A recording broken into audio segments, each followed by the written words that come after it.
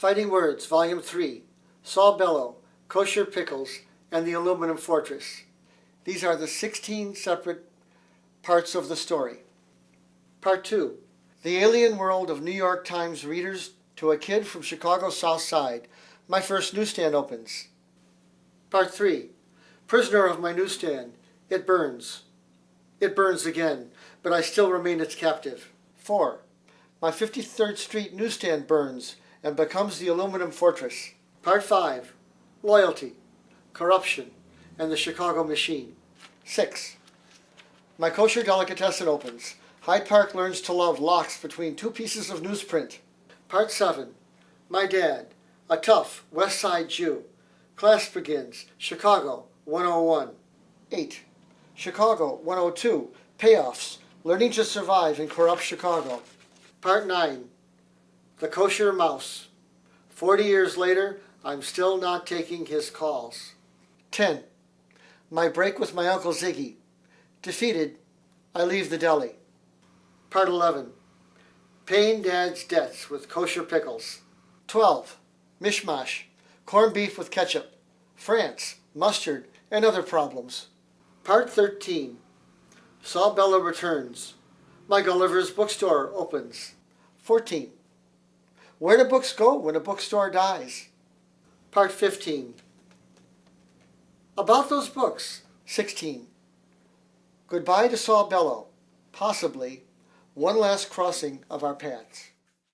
Chapter 3, The $1,000 Bill. Finally, about a month before my graduation in June 1968, my newsstand had grown successful enough that I was able to put together the $1,000 I owed to the whiny voice. Finally, about a month before my graduation in June 1968, my newsstand had grown successful enough that I was able to put together the $1,000 I owed to the whiny voice. But before I did that, I decided to make a kind of statement to reflect my 4 years of frustration and antagonism with my endless shortage of cash to pay them and everyone else. The story that follows is about what I did to fully express my inner child after 4 years of receiving irritating phone calls trying to get me to pay up my delinquent tuition. Oh, I paid up all right. My way. Chapter 4, The Chocolate Frosting Conspiracy. He became apoplectic with rage and frustration, calling me a little bastard and a troublemaker, and that I would remain in the giant, empty mess hall until I finished every drop of my ravioli sauce. He glanced at the big clock hanging high up on the wall over the windows. It read 12:30 p.m. Then, his angry eyes bulging down at me, he told me that there would be no dinner for me at 5 p.m. unless I finished all the ravioli sauce. I said nothing more to him, remaining where I was standing by my place at the table. He angrily stomped out of the mess hall, slamming the heavy door as he left. It was very quiet in that big room with all the people gone, just me and the big clock ticking away. After a little while, I sat down at my cabin's table, looking at my miserable, almost empty plate, and I pushed it away from me across the table. I sat there as the minutes slowly passed, very silent in my determination to defy that stupid and cruel adult.